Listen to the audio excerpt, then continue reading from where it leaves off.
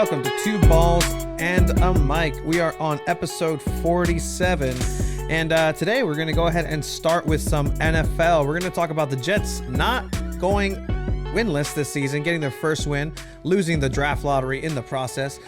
Your Rams were the ones that let that happen. Shame on the Rams. Jalen is still looking solid with the Eagles. They still have playoff hopes, do they? No, they don't. And then Derrick Henry and the Titans are just on a tear. We're going to go ahead and preview the championship game that we are in our very own Two Balls and a Mic league. It's either somebody gets a jersey or everybody gets nail stickers. Find out. Then we're going to go ahead and move it into a little bit of an NBA talk. But before, we're also going to talk about the Pro Bowl and who should be in and who should be out. NBA starts this week, Christmas Day. We're going to look into some matchups. Also on top of that, Premier League was earlier this week. Manchester United surprisingly on top in third place, if you want to consider that the top. Chelsea not doing so well. And then we also have La Liga, Real Madrid being dominant. Same thing with Atletico. It's going to be a tight race in BBVA. We also have a pretty awesome interview with Eric Gomez, writer for ESPN. So it should be, on theory, probably the longest episode of Two Balls and a Mic once we tag that on top. Which is great because today is our holiday special. So. I guess It's our episode before Christmas. we could say Christmas. It's okay. Christmas. I don't know about our listeners. I don't want to upset anybody out Do there. you celebrate Christmas the 24th or Merry the 25th? Festivus. Merry Festivus. I mean, it's a we're both Seinfeld reference. Mexican. Do you celebrate it the 24th and then until midnight you open gifts or? Santa isn't real, dude. There's Hey, man. children. You not see this fucking hat? The hat. I'll see about though. But yeah, I mean, so we actually had a pretty cool week. Last week we had Dave Wright, comedian here, based in San Diego, Eagles fan. It was a great conversation. We also had Christina Birkenrode, professional player for Las Rayadas de Monterrey, subcampeonas. Great interview. Great interview. It's doing madness. It's doing bits on the internet. That's British slang. Couple of more views than we tend to have on our episodes, which is fine. It's always welcome. That was a great interview that we had. Something that our friend over at 619 Soccer sent me over during the day, and halfway through the day, I slid my phone to you and said, "Hey, read this." Yeah. So interestingly enough, Two Balls and a Mic, we had that interview with Christina, and then they send us. Let's see, that's you. That's me. They send us this right over here. Oh, that's the wrong one. See, again, week 2. It's a little glitches, I'm trying to figure out. You want to talk about what you read? Yeah, so it was pretty dope actually. What was the website called? Diario se llama Once Diario, based in Monterrey. Yeah, like they actually used us as a source from an interview. They quoted what she said during our interview, and of course they had to mention us. And they just quoted stuff that Christina said, like that she was disappointed about missing that penalty, not because she missed, because she's excelled in those situations before, and she knows she can score those type of penalties, and that she missed it. That's why she was disappointed, and also that she would be interested in playing for the Mexican women's national team or U.S., whichever one, like the chance ever presented itself, which is great. I don't think she was like, I'm not even know if there's like in the program or like a system for that. Like, I didn't even know there was a system. Look, fue una de esas veces donde no creo estar más decepcionada de mí misma, dijo en entrevista al programa Two Balls and a Mic. Hey, we're a programa. Yeah. I mean, big stuff happening here at Two Balls and a Mic. Give him credit for that. And then, you know what? It is what it is. They never asked us, but yeah, sure. Yeah, but at least they gave us the credit, which is fair. We're gonna start which is really bitching fair. about. When I first read it, I was like, dude, she said this on our podcast. Are we getting credit? And then, we did, so which is great. And not even that, like, I was worried, like, well, not even getting credit, but like, are we gonna get in trouble? She can be mad at us. Like, why? I don't know, dude. Like, it was no, like one of those come things. on. Like, she knew what she's saying here is going on the part. internet. Anyone in the world can see this. Big things happening at Two Balls and a Mic. But yeah, so that was that. But again, thank you everybody who's been listening, subscribing, sharing. It was really fun. It's almost been a year. It has almost been a year. Almost into 3 more weeks and it's episode 50. That's crazy. But for right now, we're gonna go ahead and start a little bit with football. Football. Oh man. Okay, let's get this.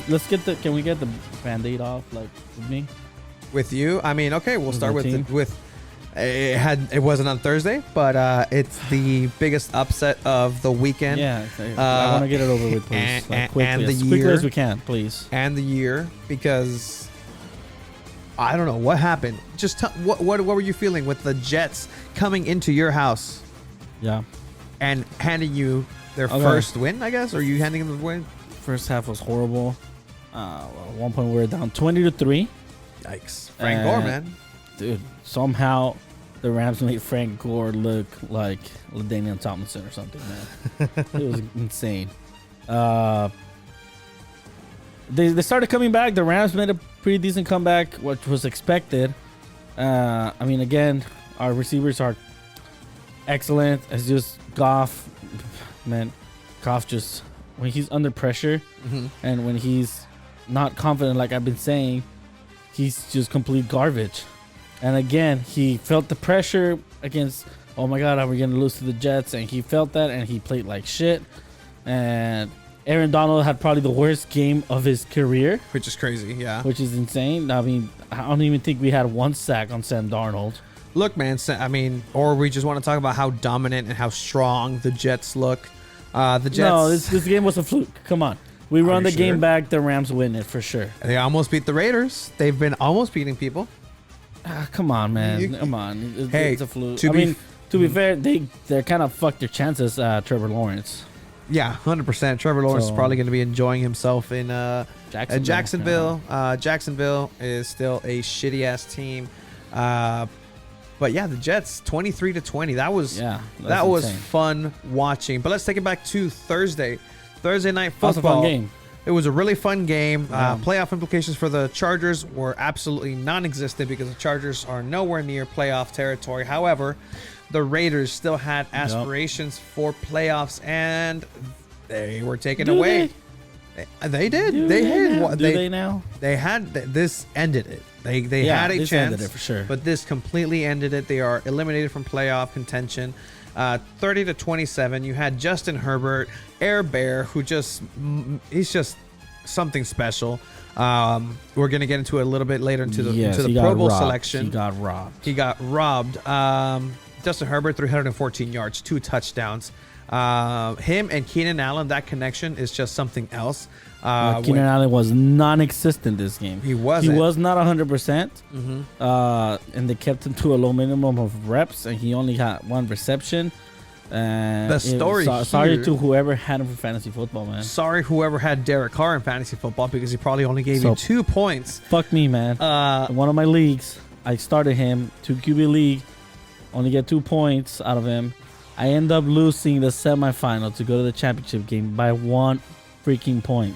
1 point. I stick to Cam Newton and I win. I actually had a semifinal that I was going up against Derek Carr, who had him. A Raider fan had him, and that was just fun. Shout out to you, Custodian Juan. But again, Chargers 30-27, impressive turnout. If you want to talk about impressive, what a season that the Buffalo Bills have been having. I've been saying this since the beginning of the season. The Bills are for reals this season. Don't sleep on them. Don't sleep on Josh Allen. People are calling him a little overrated, that he's not, that he makes stupid mistakes. He does make stupid mistakes sometimes. It's year 3. He did. It's year 3 for him, and he's doing numbers like this. And it is amazing. He's still a young quarterback. By the way, I have really dark chocolate in here. It's hot chocolate. Nice. I was gonna ask, is that coffee? Oh no, it's hot chocolate. That's crazy. It's Christmas episode. But Josh Allen, 359 yards, 2 touchdowns. The man is a monster, man. There's no way. It's impossible how athletic he is, being so the size that he is. It is great to watch, honestly. It's so much fun watching his games. The Bills are champions of the AFC East for the first time in over 20 years. Yeah. It's crazy. Also, breaking news. We'll get to it a little bit. We'll just talk about it right now. The Patriots. The Patriots is the first time since fucking forever. Yep. Same thing. That they do not make the playoffs. They lose against the Miami Dolphins. This was actually a pretty defense-heavy game in the first half. Yeah. It was only 6-0. Oh, they robbed the Dolphins almost had a fumble return in this game, but it got overturned. And that would have just been amazing as well. Would have probably made me win one of my games. It's funny. Sorry, we're in a garage and people just come in and out. It's fine. Yeah. Cam Newton's time is done. So who do you go for if you're the Patriots? Who do you go for? You trade up for Trevor Lawrence. You trade up. Do you think he's gonna pull that off? You trade up, or you get. Does he have even the pick? Does he even have the picks? I mean, the Patriots are known to have the really shitty draft picks. Well, I mean, there is rumors that this guy over in Detroit, Matthew Stafford, may be on the move. So 5-9 year for the Lions. They got their ass kicked by Derrick Henry and just Tannehill, who also, might ran for 2 touchdowns. Which again, I wish Henry would have ran those. But dude, Derrick Henry's a monster. He's stiff arming grown ass man. It's incredible. Are people getting to see this right now? I mean, yeah, or if they let us. I mean, people show highlights on here. Here's Derrick Henry rolling out to his left and just sits him down. Dude, just look at this. That's a grown ass man. Bato. Like, these are NFL caliber professionals who just get tossed like children. It is crazy how good this man is. So Derrick Henry is easily the best running back this season. 100%. And I can't think of anybody who deserves the back-to-back, first back-to-back probably rushing champion since LaDainian Tomlinson. 2 LT shoutouts. Did you play fantasy football back in the day? Nope, I did not. I'm fairly new to fantasy football, 4 or 5 years, and yet I'm still dominating. Not this year because I sucked ass in so many leagues. Yeah, man. But yeah, Derrick Henry's just a monster. I play against him in a championship game, and I'm not looking forward to it. Yeah, you played against them? Oh, no. Say, like, eventually when we do videos like that, and we meet the players, like, those are going to be videos that we're going to have to do, and nose goes for that one. 2 balls in the mic. Get tackled by Derrick Henry. Get stiff armed by. If it gets 1 million views, I'll do it for the content, bro. You heard it here. Million likes. The Packers beat the Panthers. Las Panteras. The Packers are just looking great to face the Chiefs in the Super Bowl. Yeah, I mean, well, that's one of the options. The Saints still not looking bad. Discount double check. 24 points plastered onto the most fun team to watch this season. Teddy Bridgewater just couldn't get it done. No touchdowns in this game. You still have the loss of Christian McCaffrey throughout the season. It's been hurting him. But other than that, if they had Christian McCaffrey, you never know. They might have been a different NFC South. Aaron Rodgers still doing Aaron Rodgers things. Aaron Jones still doing bits. 145 yards, 1 touchdown. Decent running back. I would not put him. Would you put him top 5? He was out for a little too long for my comfort, but I mean he might be fringe. Might be fringe. Texans Colts, Philly Riv. T.Y. Hilton loves to absolutely murder the Texans. He loves it. He was a must start if you had him. 71 yards. Good job. Pascal's the one that had the big game, man. Zach Pascal, 2 touchdowns, 79 yards. Philly Riv. December, they used to call him Mr. December. I don't know if you knew that. I did not. Used to call him Mr. December here in San Diego because Phillip Rivers' percentage of wins in December is just insane. A little bit towards the end of his career, took a dip, but still, the consistency was there. It's not called Mr. January for a reason. Can I just ask? Yes. If this man wins the Super Bowl, like, how devastating would that be for anyone that used to be a Chargers fan? Not at all. It was not devastating. Okay. For people that are still Chargers fans. You can fucking go find a fucking Charger fan and talk to them. I'm just saying, man. I would QB be leaves and he wins a fucking Super Bowl. I would be over the moon. He is Super Bowl caliber. He is Hall of Fame caliber. Yeah, his absolutely. numbers are there. Look, Dan Marino never won a Super Bowl. He's in there. I'm not saying he's Dan Marino, but there are some records and some numbers where Dan Marino's taking second fiddle to that. And look, Phillip Rivers is always going to be my quarterback, number 17, Mr. Gump. He throws the football like it weighs 300 pounds. I love the guy. But yeah, I mean, the Colts and the Titans are having an interesting race here into the end of the season. Interesting race? Yeah. Look, what do you mean? They're 10-4. Oh, I thought you said the Texans. No, I was the like Titans. Texans. Okay, Los Titans and Titanes. Colts. Yeah. The Absolutely. former Houston Oilers. The Titans on a 2-game winning streak. Colts 3-game winning streak. Both have the same record. The Titans still Do they edge. have to play each other one more time or no?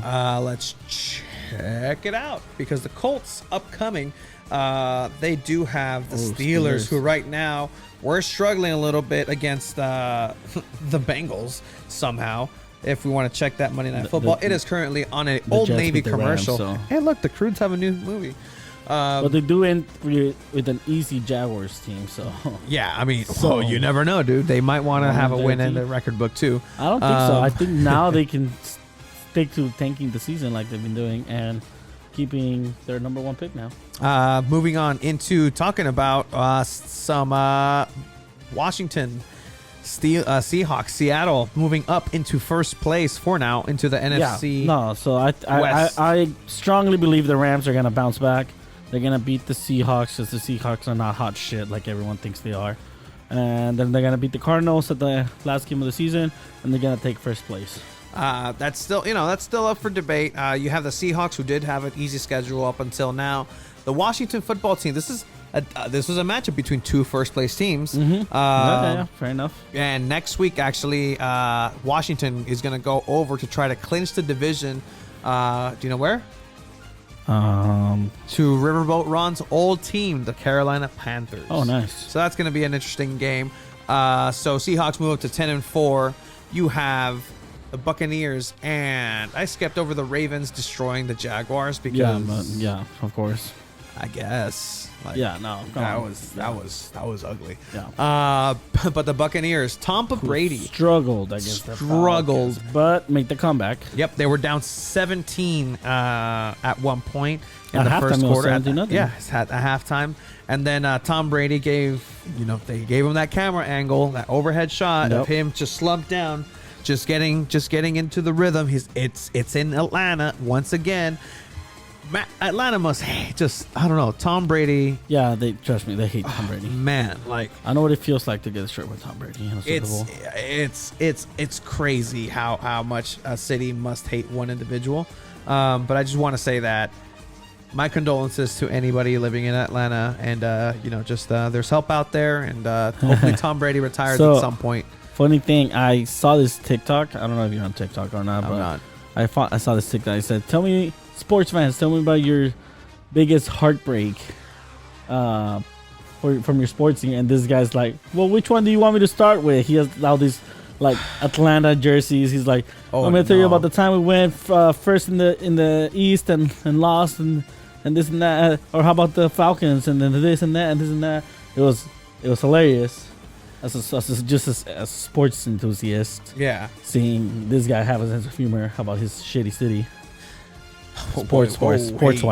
2 balls in the mic does not align its views with those individuals that are on the mic.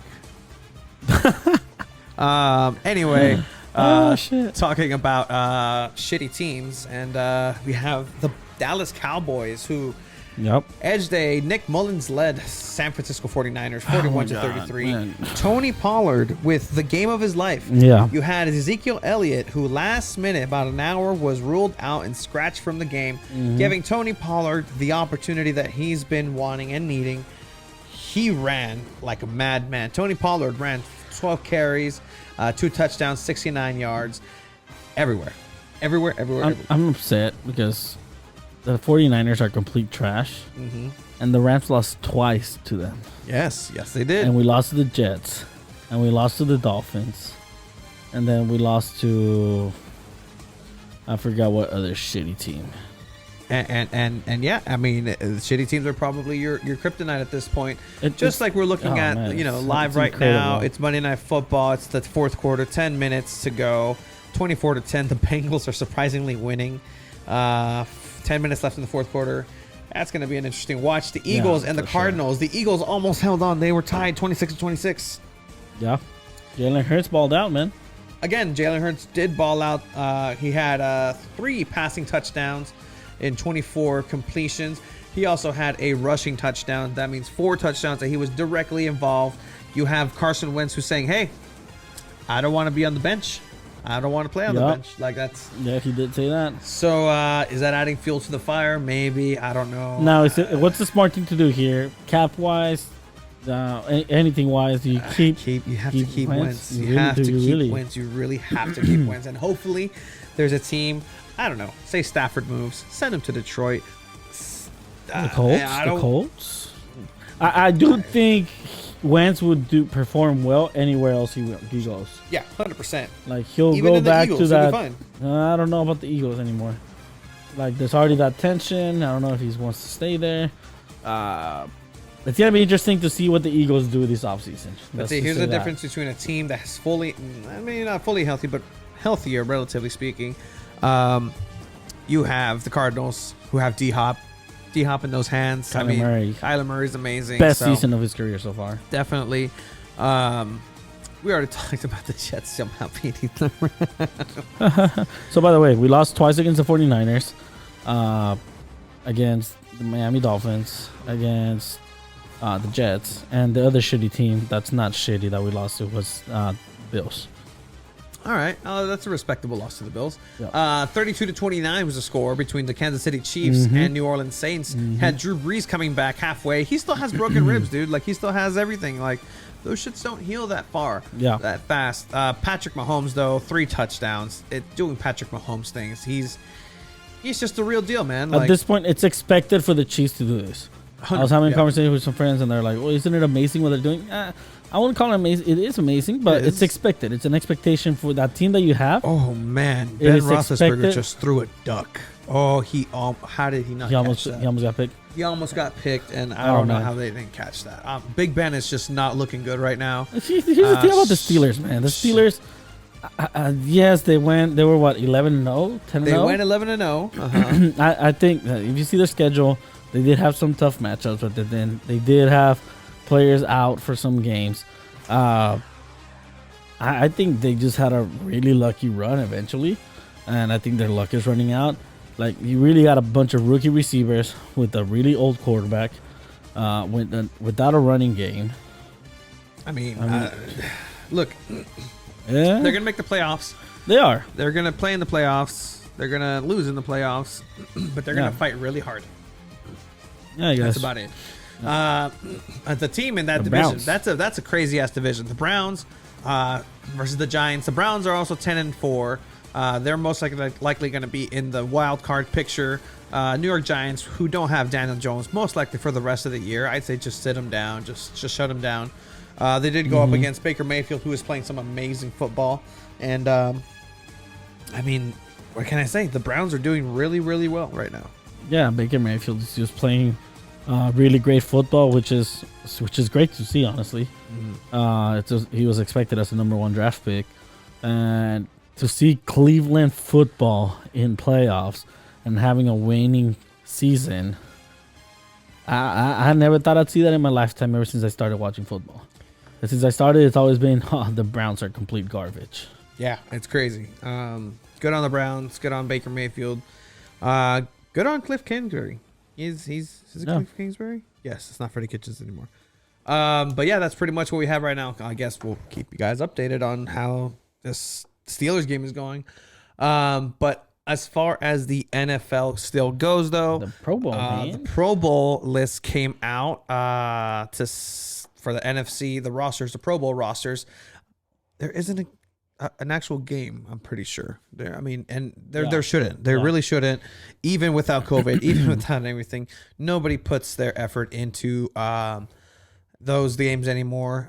If we look at the Pro Bowl roster for the NFC, the asterisk mean that it's a starter, so we'll just go ahead and say starters. And then if there's anybody who's there and it's like a what, we'll just go over it.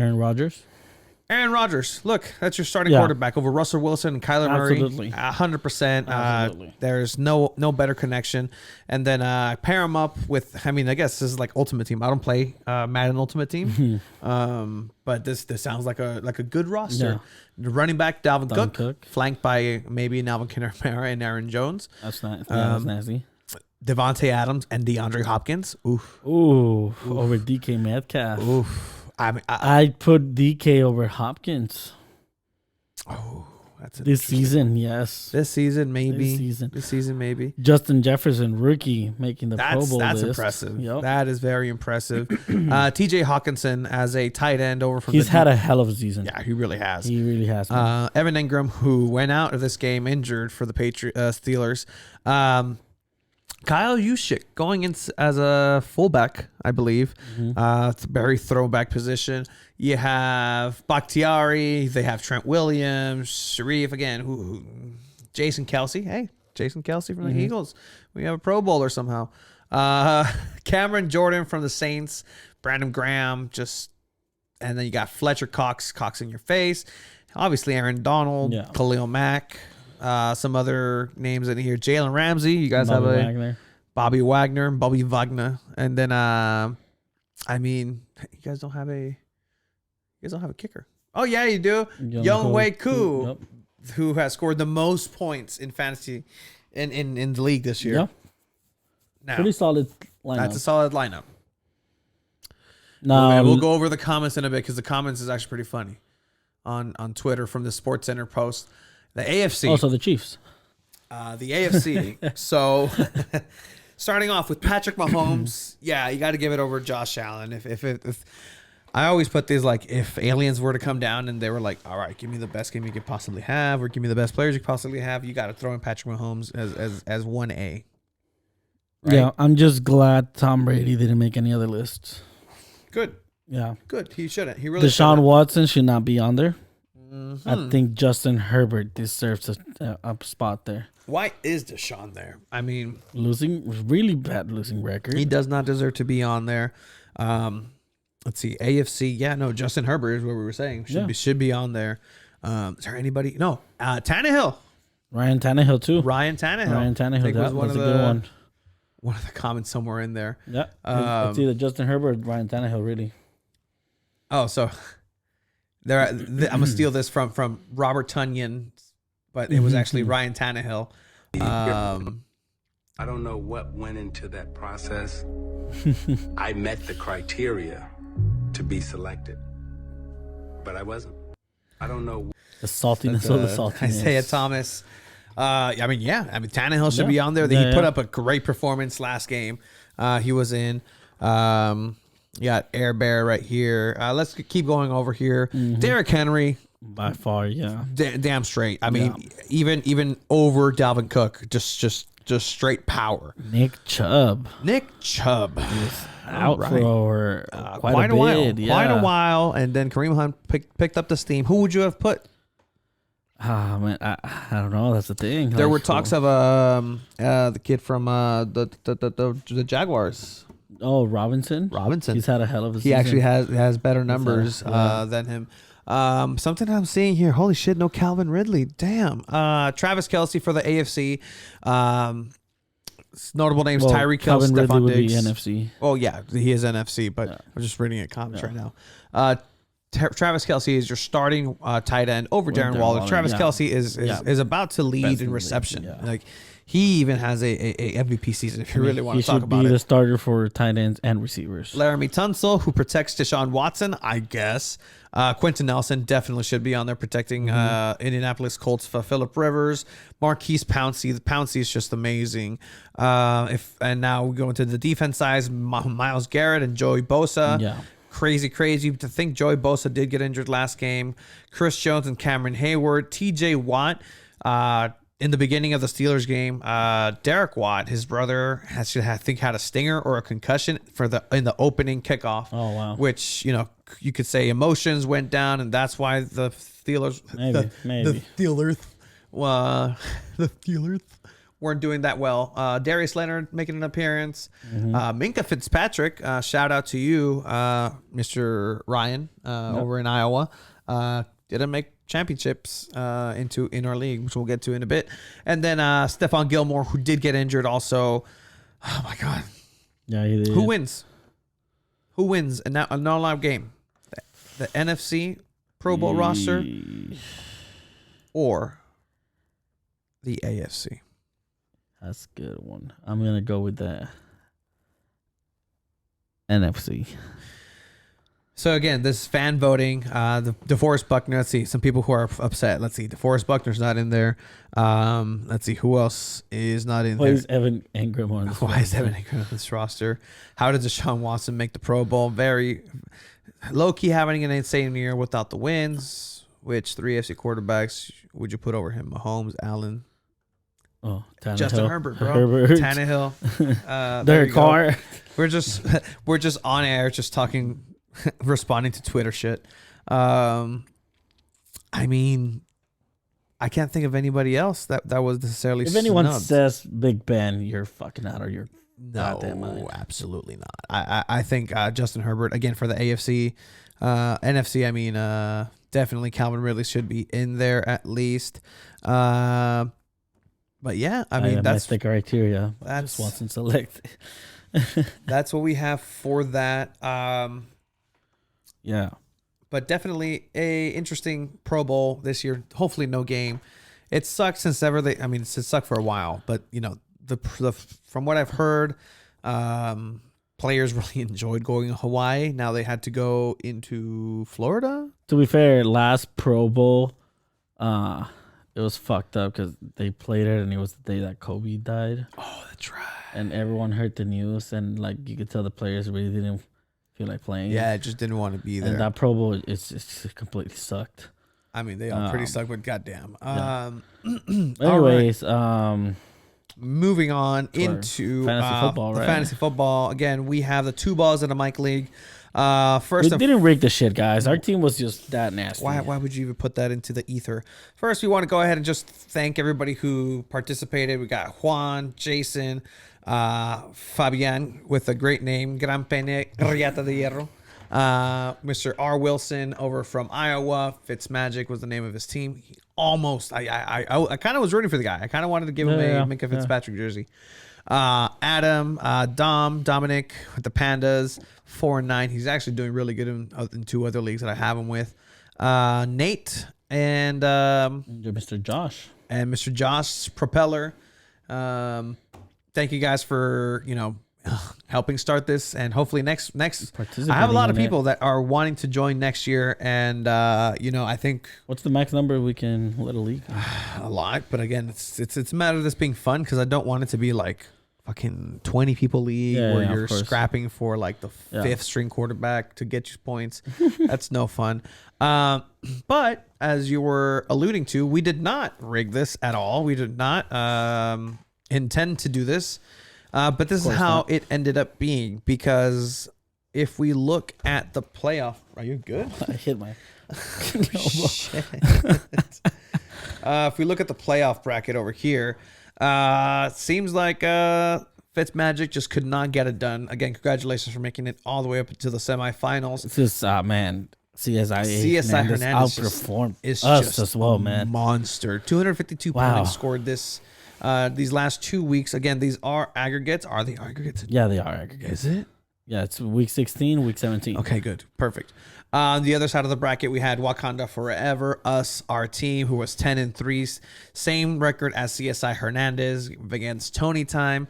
Very, very close, 7 points. It was uncomfortably close how this got. But this means that next week it's going to be the beginning of the championship series. Yeah. We did want to have Mr. Mailman Rob over there, Mr. Javi, have a chance to come on. He had other prior engagements, and he's just dodging us because he knows he's just not want to come on here. He's a little scared. He did announce that what he is choosing is a Tom Brady jersey. Very controversial. Yeah. I don't know what the people are in the league are cheering for. Real quick. Cheer for us, guys. Cheer for us because that means you get something. So I was looking over again to see what's the cheapest thing. There are classic St. Louis Rams adhesive gift tags. There are Baltimore Ravens 4-pack temporary tattoos. Ooh, let's give everyone tattoos. See, this girl is just not a fan of any particular team. She's a bandwagon, bro. She's a bandwagoner. Look at that. Same pose, same shirt. Oh no, San Diego Chargers 2014 yearbook. Oh my god. Yikes for $1.49. You have, hey, look, Indianapolis Colts 3-pack. Interesting that this is a 3-pack, but the 10-pack it's because it's a St. Louis Rams. Oh shit. Just realized that. Oh shit. Hey, I'll take one. But yeah, I mean, if we win, we have to buy everybody one of these and mail it to them. And which is a lot cheaper than a jersey. Which is a lot cheaper than a jersey, 100%. Because I mean, Tom Brady jerseys. Let's just say he's going this. Yeah, $100, $99. Yeah, there's one for $150, but there's we said the $100 one. 3X. 3X. Is that big? I don't know. Está mamado. Yeah, bro. This was. I mean, if anything, he's shrunk. It's a machine wash, tailor designed for movement, screen print name, satin woven jock tag, NFL shield at collar. Oh fuck, can't have it without that. Yep. Promo code shop NFL, get 20% off. That's not our code. That's just what I'm literally reading on the website. Oh my god. But that's pretty much. But that's pretty much fantasy for us. That's it. It was a great season. Next year we'll definitely have more people. Next week we're gonna see how we're standing in this championship game. So I mean, we're gonna win. It's fine. We're gonna win. I'm very much okay with. But you know what time it is, winning. right? What? It's time for week 16 of Pick'em. Let me. Which, by the way, I actually went over the paperwork and I took a lead over Tony now. Wait, what? Yep. When did you have time for this? I didn't tell you, right? Interesting. I have a lead now over Tony. No, you don't. Yes, I do. I'm gonna have to check the paperwork on that. I really will. I'm really confident that I have. Yikes. Week 16, we're going to start off with Friday night football? Am I reading that Friday right? night. The fuck is this? Friday night football. All right. Friday Night Lights, Saints, Vikings. Might not even be Friday night. It's at 1:30 in the afternoon. Christmas Day Friday football competing with the okay. Vikings, Saints. I love it. Sure. It's not a bad game. Viking Saints? It's not a bad game. It's not a bad game. Who are you taking, Viking Saints? I'm taking the Saints. The Saints. Actually, you know what? No, I'm gonna get an upset from the Vikings. All right, you're gonna get upset because the Vikings are not gonna win. They're gonna go ahead and get trampled by Saints on this one, I think. All right, and then we go. That's okay. Sure, we go from Friday. We don't have to travel far into Saturday. Buccaneers, the Bucks, and the Lions. 10 a.m. I'm going with the Bucks. The Bucks the day after Christmas on a Saturday morning. I think also the Bucks, the Cardinals versus the 49ers on a Saturday afternoon. The Cardinals are going to end up taking it. The Cardinals should be taking that one, as I think so as well. This should be a good game. The Dolphins versus the Raiders. Dolphins are winning. Everybody is finally understanding and then seeing my side of things. The Dolphins should also be taking that one. We have the Ravens versus the Giants. That's Ravens. That's a Ravens. That's a Ravens. Next one, I have it planned. You should be playing. There it is. Oh, I was like, shit. Cool. Making sure it's planned. And maybe need to edit that a little space, a little space, a little bit more, which is fine. But then we have the Falcons versus the Chiefs. Pobrecitos Falcons. I mean, you know what? No, you know what? No, don't. I mean, I think the Chiefs are gonna win. You think the Falcons are gonna win? No, the Chiefs. Oh, okay. I'll agree with you on that one. Yeah. Washington Panthers. Washington takes this one. Washington should be taking this one. Riverboat run. Look, great season. I can't stress it enough. Amazing. The fact that he's been able to. Big game for McLaurin coming up. The fact that he's been able to coach this team after such a crazy offseason in the pandemic while going through cancer treatment. Comeback coach of the year, I guess. Mr. Ron Rivera, good job. Jets, Browns. Fuck the Jets. Browns all the way in this one. Yeah, the Browns should be taking that. I mean, the Rams should be taking it last week, but sure. It was a fluke. Browns. Watch, if the Jets beat the Browns, it's going to be a shit show on Baker Mayfield. I can see it now. Colin Cowherd. This you know what? is the herd. You know what, man? I think the Jets are going to end up taking the number 1 pick because they're going to lose to the Browns, and the Jaguars are actually going to beat the Bears. Oh, my God, the Bears, dude. I don't think we even talked about the Bears without last week, but the Bears beat the Vikings? Yeah, they lost. No, the Bears won. They won? The Bears won and stayed alive in the playoff hunt. Look, that's not the Bears. But, yeah, the Bears are alive, but I don't know, dude. You take the Jaguars? I'm taking the Jaguars. I'll take the Bears. Bengals, who have not yet beat the Steelers, but it looks like they might. They're beyond the 2-minute warning, 24-17 in the fourth quarter. Texans, Bengals. Tie? No, it's going. I'm going Texans, I guess. Bengals. If they win this one, they're gonna go into the next game, okay. and I can see that. Yeah, I'll take the Bengals on that one. Colts, Steelers. You know what? I'm going with the Colts. I think the Colts, man. The Colts are a really good team, and the Steelers are showing that they are not that 11-0 team that everybody was afraid of. Remember, people were saying, who would win before the Steelers or the Chiefs? The Chiefs would just whip the shit out of them. Like, it's not even funny at this point. Yep. Colts should be taking that one. Broncos, Chargers, the who the fuck cares game. That is the perfect way to, like, describe the who the fuck cares game. Broncos. You know who the fuck cares? Fantasy owners for Justin Herbert. All right, sure. I'll take the Broncos if you want to take the Chargers on that. I'll take the Chargers, I guess. I guess you could take the Broncos. I'll take the Chargers. No, I'll take the Chargers. All right, sounds good. Eagles, Cowboys. Boy. If Jalen Hurts plays, which he is because he's the official starter now, I think the Eagles are going to take it. The Eagles should be taking it. I could see them taking it. Or I can see them tanking it as well. I mean, they've been doing their best job at Andy trying Dalton to tank. is not playing good football. That's as simple as it can get. And Jalen Hurts is, 5 touchdowns, so we're like 500 throwing yards so far in 2 games or something like that. Incredible. It's really, really crazy. But I think the Eagles, I'll cheer the Eagles on. Go Eagles. Yeah. Fuck the Cowboys. Go Eagles. Fly, Eagles, fly. Rams, Seahawks. This should be a very exciting game. This is either the Rams are gonna like take over first place, or the Seahawks are gonna like clinch first place. I think the Seahawks are gonna take this one. I disagree. I think the Rams are gonna spank that ass. DK Metcalf should be coming back, and Jalen Ramsey locked that down. That's last time. We'll see. He's been doing a good job, but you know what? Jalen Ramsey's been kind of getting no question in my mind that we're gonna beat the Seahawks. See, that spacing between those two songs was better. Yeah, that was actually. Terrible towels being waved here on Monday Night Football. 24-17 timeout. Everybody's using everybody's fucking timeouts. I've seen 3 back-to-back timeouts. The time is still 1:56. Titans Packers. That should be an also good game. Sunday Night Football. You know what?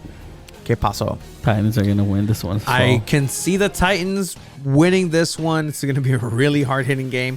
The Packers don't really need to win as much as the Titans, especially with the Colts right on their ass. I really hope the Packers just shut down the running game completely.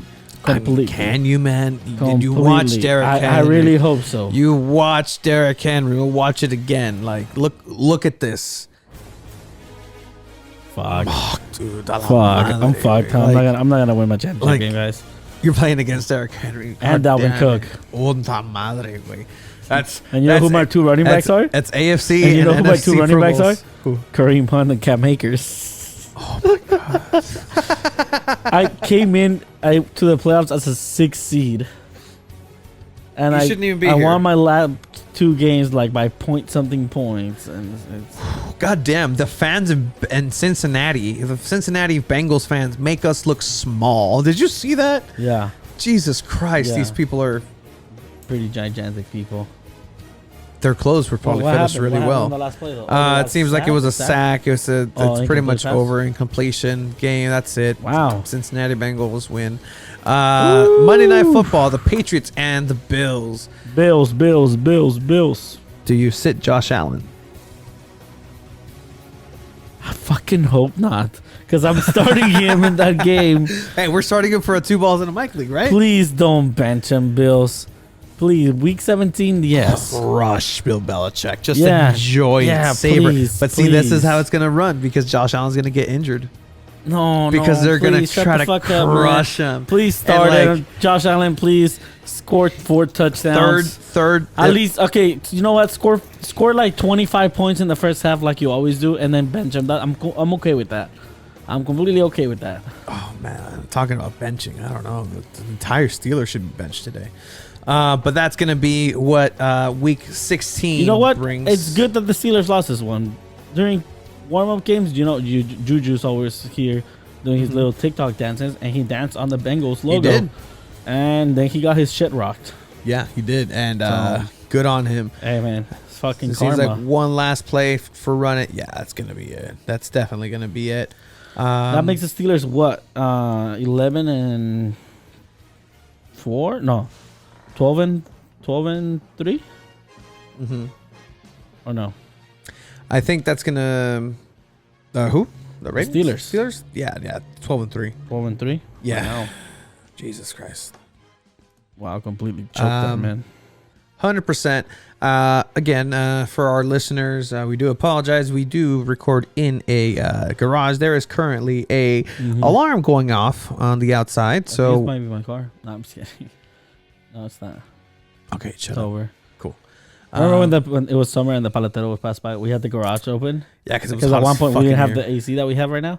And we would put the garage open and the paletero would pass by. Ding, ding, ding, ding, ding. like that. Is that how I did it? I can't reach that high pitch. Ding, ding, ding, ding, ding, ding. All right. So moving on to soccer. So again, this is going to NBA. be- You said you want to talk that's NBA. right. We're going to talk NBA. So in Just the a little NBA bit. Just a little bit. starts this week again What, on question, Christmas. what are you most excited about this season? The fact that there is no load management and they're going to have players playing at all times. No, they're still going to load manage and people are going to, still complain. So tomorrow, actually, you have the Clippers playing against the Lakers. Clippers team that lost Montrezl Harrell over to the Lakers. The Lakers are just a better team than they were in the bubble.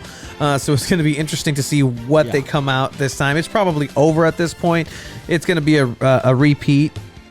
Or maybe there's another team out there. KD and Kyrie? KD and Kyrie who go up against a returning Steph Curry. Steph Curry, who was mostly injured. He did come into Klay the Thompson. no Klay Thompson again for this year. But the Nets are looking pretty dangerous. Not just Kyrie and Durant. They also have DeAndre Jordan. Can I say what I'm most excited about this season? What are you most excited for this season? So I'm a huge LaMelo Ball fan, guys. Oh, Jesus. I'm excited to see this dude perform with the Hornets. He's having an awesome preseason, and I'm just excited. I actually think he's gonna win Rookie of the Year. I mean, it can happen, man, because there's not a lot of very exciting rookies right now to really write about. I joined a basketball fantasy league. Did you? I don't know why. Those are weird, man. It's team Manage My Load. And And it looks something like this. I have no idea what I'm doing. So if you guys have ever played fantasy basketball before, let me know. Apparently there's categories. 10. So my you team. have a pretty good team. Dame Lillard, DeMar DeRozan, we have Brandon Ingram, LaMarcus Aldridge, Cat, Karl Anthony Towns, Van Fleet, Kemba Walker, Brandon Clark, Ricky Rubio, Colin Sexton, best last name, Turner, Miles Turner, Tyrese Halliburton, and because it was the last round, I drafted Jeremy Lin, who didn't end up going to the Golden State Warriors. Oh, man.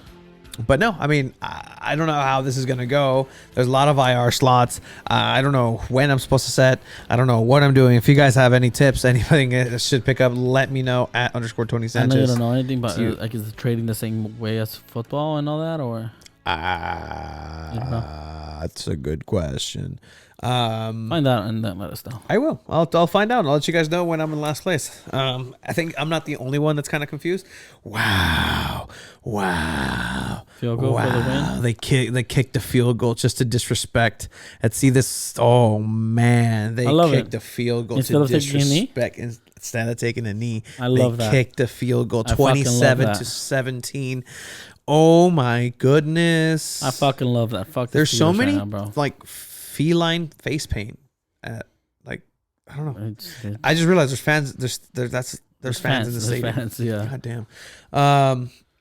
All right, now we're going to go ahead and move into a little bit of soccer. Again, at the end of this segment, we're going to go ahead and switch it over into the interview with Eric Gomez where we go over the Conca Champions, LAFC versus Tigres. It's a really good conversation. Move into pretty much the bigger picture of what's going on in Mexican soccer with compared to the MLS and a bunch of dynamics. There was a really fun interview. Really awesome guy, gave us some great tips after and actually gave us a compliment because it was, as he said, the best interview intro that he's had or been part of in 10 years of doing interviews on the radio, podcast, and whatnot. It's a pretty dope intro, man. Good job on that. Thank you. So yeah, that was gonna be at the end of this, but we're gonna go ahead and start with the Premier League. So Premier League weeks came out, midweek games. You want to talk about your Manchester United, who you were amazed were in the position that they were at this point. When I saw the table, I was like, holy shit, we're in third place.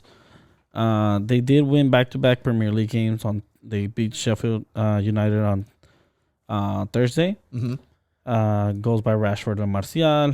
And then on Sunday, they actually played Leeds United, who is a pretty big rivalry history-wise, a long time ago. And so it was a big announcement. Oh, it's finally back, this matchup. Man, you kicked their ass 6-2. At first, I was like, well, what's the fucking point now? Looked at the table. I was like, holy shit, we really just moved up to third fucking place. Right behind Leicester City with still a game in behind them. Yeah, still a game in hand. Leicester City did beat Tottenham, though, 2-0. That was an impressive match. Tottenham, who are no longer in first place, they are on that steady decline, down to 6th place from first place, underneath Chelsea, who still trails Everton in 4th. Everton, who had a really important win against Arsenal. Liverpool beat Tottenham during the week as well. Chelsea actually... during the week, did you guys lose? During the week, we actually played against Wolves, and we lost 2-1. We did beat West Ham today 3-0. Pulisic had a good game, but still, even with that, it leaves us in 5th, outside of Champions League contention right now. Yeah. I don't think this is gonna be how the table looks at the end of the year. I think eventually Man City is gonna climb up a little more. Everton's gonna. Well, who knows? Maybe they can compete. Tottenham should definitely be competing up there as well. Mm-hmm. Leicester is this team that just fights and somehow ends up being up there. Something like it's great to see a team like that just consistently staying above mid-table and fighting for a Champions League spot. And then you had Liverpool, who absolutely destroyed the spirit Crystal Palace 7-0. Just una paliza. Like it was just one of those games. It's just like love to see, unless you're. I can't imagine just 7-0. And then Wow. Arsenal, man. No más no puede. They just can't, man. They just can't lift it up. They lost against Everton 2-1. Shout out to all the Toffee supporters here in San Diego. I guess you guys are going to have a EPL trivia night hosted by Marissa. #Marissa. Yeah, Landon Man U actually plays Everton on Wednesday for the Carabao Cup. The Caribou Cup. The EFL Cup. But Arsenal are 4 points away from relegation zone. Yeah, that's crazy. Like, how crazy? And you know what's gonna how happen? crazy would it be if they do relegate? That'd be fucking hilarious. Like do you know what holy Arsenal fuck. TV is? What? Arsenal TV. No. They would go absolutely insane. Arsenal TV is this fan ran account where I've seen some of these. Yes. So Arsenal TV, like it's just again fans who just rant. You know, they love their team so much, and they go out and talk with their fans after matches. You see earlier, yeah, when we was in the fucking bar, yeah, a man come up to me and said, I'm making the club poisonous, yeah. I'm not making it poisonous. This fucking fraud is making it poisonous, yeah. 10-2 on aggregate in 2 years, blood. 10-2, blood, yeah. We moved to Emirates to compete with this. You call that competing? We can't even compete with fucking Leicester, let alone fucking Bayern Munich, blood. This can't continue anymore. And for people to shut the fuck up and actually realise I'm saying it for a reason. Because Arsene Wenger is finished. Finished. It's the third game of the season and I want it to finish already. Are you mad? Third game of the season and I want to finish already. Hey, dude, that's fucking relatable as a Man United fan. I mean, well, that's one thing. They wanted Arsenal out, then they got him out. They got Mikel Arteta in. They started winning a couple of silverware trophies here and there. And now they're calling for his Look at head. him now. Look at him calling for now. his fucking They head. they This wish guy, they had Arsene Arteta Wenger. actually dropped some statistics saying, you know, like we had this percentage of winning, which percentage of winning. I don't know why he did that. But at the end of the day, dude, you gotta show results. Yeah, exactly. Like You can't just drop percentages. the most important statistic is in the win column, and that's something that you guys have to go. Real quick, I want to talk about your striker.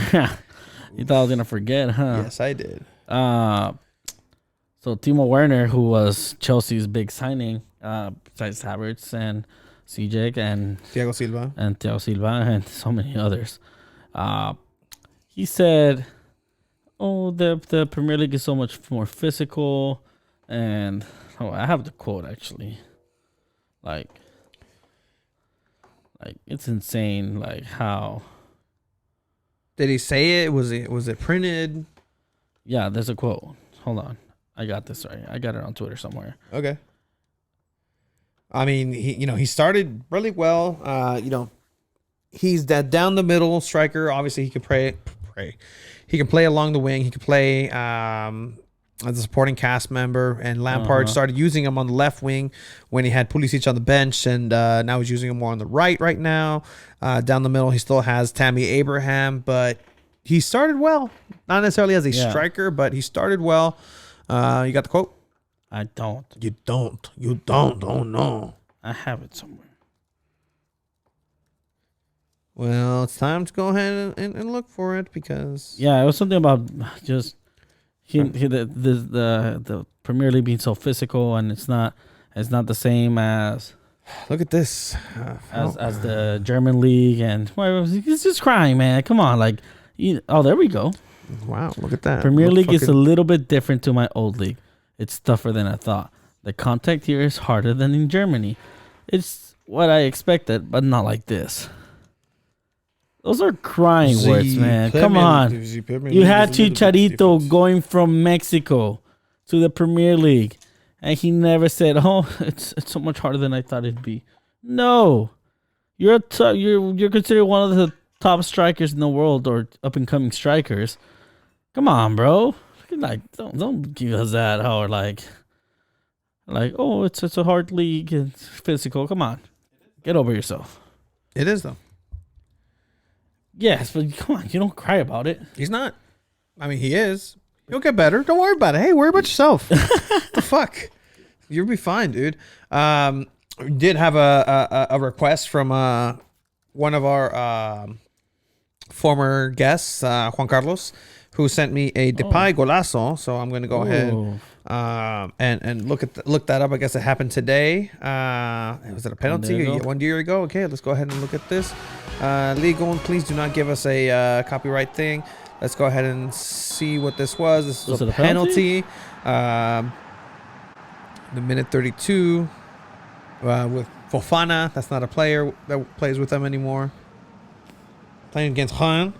The golazo, the penalty? I guess they're playing against Nice or Nice. It's Nice. Oh my goodness, that was okay. At first, I was like, a penalty, really? That was worth it. That was worth it. Thank you for sending that, bro. Thank you, Juan. That shit was badass. Former Manchester United striker, Memphis Depay there. Moving into La Liga. La Liga is a Madrid race because you have first place of Atletico Madrid. And it's going down to Real and Atletico 4 right now. If you look at the table, you have Atletico in first with 29 points, tied with Real Madrid.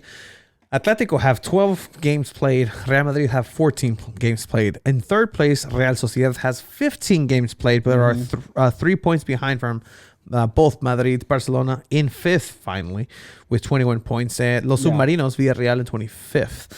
25 points in fourth. Atletico and Real. Interesting. Yeah, for Barcelona, Messi said, he actually came out and said that, yes, it was true. He wasn't happy during summer and like he was ready to leave and this and that. He said that, things kind of changed already and he's actually looking forward to the rest of the season and he's happy there. So that he's apparently he's gonna start balling out again. Well, so show it because we haven't seen anything like it. It's time you did the talk now. Walk your talk, right? Walk it like I talk it. Sure, walk it like I talk it. Yeah, something like that. But still, they're still in fifth, so it's gonna be tough for them to just turn it on. They still have a I don't think they don't have anything. They don't have anything. What do you mean? And I was like, they still have a game against Ronaldo, but that was the second one already because he didn't play the first one. Well, who knows? In the playoffs, maybe. Playoffs? In the Champions League playoffs, who knows what can happen? But definitely very interesting to see the two Madrid up top. Will Cholo and Atletico remain on top? That is to be seen. It's topsy-turvy, but if they have any chance, it's going to be this year. With Barcelona having a down year. I think their hopes are still in Champions League. I think that's what Atletico wants to win now. They've won the Liga. It's been a while since they won it, but I think their main target this year is Champions League. Absolutely. And so with that, I think we're pretty much set for this section, and then we're going to go ahead and move it into now our interview with Eric Gomez. More of a discussion. It was a discussion. I mean, it was a fantastic talk, and we hope to have him back. If you enjoyed Liga Mexicana talk, USA versus Mexico talk, anything that related in that sort, you'll love that interview, man. It was a lot of fun. Mid show break here, but again, thank you. Happy holidays, happy Festivus, whatever you celebrate. Merry Christmas. From here to then. Thank you and enjoy. We'll have a show before New Year's too, so until then. Enjoy that. Reporter for ESPN. Usually resides in Mexico DF. He is around here and is going to lend his time to talk a little bit of Conca Champions, Tigres versus LAFC. Please welcome on Eric Gomez. Eric, how are you, man? I'm doing great. Thanks for having me on, guys. I got to say that's the best podcast intro I've been featured on. Love to hear, man. We love to hear that. I mean, I've been doing podcasts, I think, and radio probably for the last decade. Yeah, 2009, 2010. That's the best podcast intro. So congrats to you guys. Thank you. I really appreciate that. That's high praise, honestly, especially since I've barely learned how to do this 9 months ago. So we're starting up and we're starting up strong, man. Again, thank you for your time. And, you posted it on Twitter and you were pretty frank about it. Hey, I got some time. Podcast, hit me up. Just listen to you with Darren and Jordan. Great podcast. But talking about Conca Champions and LAFC, I know in the last couple of hours, it's crazy the amount of news that's come out of Conca Champions. Maybe it's just because there's just nothing around right now, or it's just, earth-shattering news. Miguel Herrera, Piojo, no longer with America. At the championship game itself, Tigres, LAFC. Are you excited for it? How do you feel about that, man?